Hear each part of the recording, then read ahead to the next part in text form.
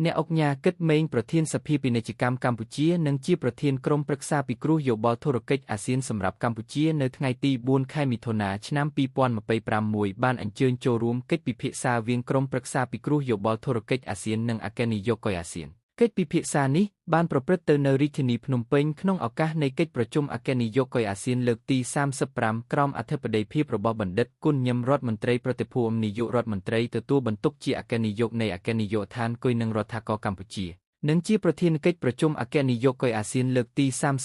35នៅក្នុងកិច្ចប្រជុំនេះក្រុមប្រឹក្សាធុរកិច្ចបានដាក់ស្នើនៅឯកសារទស្សនាទានដោយផ្ដោតលើចំណុចសំខាន់ដូចខាងក្រោម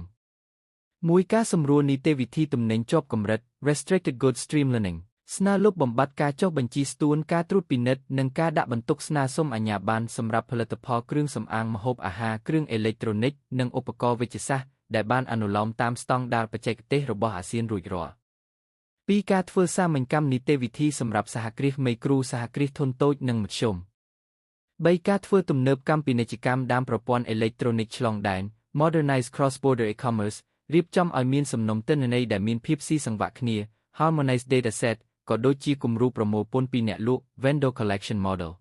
4ការបង្កើតនីតិវិធីលឿនសម្រាប់អាស៊ាន Express Clearance Lanes បង្កើតក្របខ័ណ្ឌនីតិវិធីលឿនសម្រាប់តំបន់ Regional Express Lane Framework ក៏ដូចជាការទទួលស្គាល់ប្រតិបត្តិការពាណិជ្ជកម្មតាមប្រព័ន្ធអេឡិចត្រូនិកឆ្លងដែន CBIO កិច្ចពិភាក្សាវាងក្រុមប្រឹក្សាពិគ្រោះយោបល់ធុរកិច្ចអាស៊ាននិងអគ្គនាយកអាស៊ានគឺជាវេទិកាដ៏មាន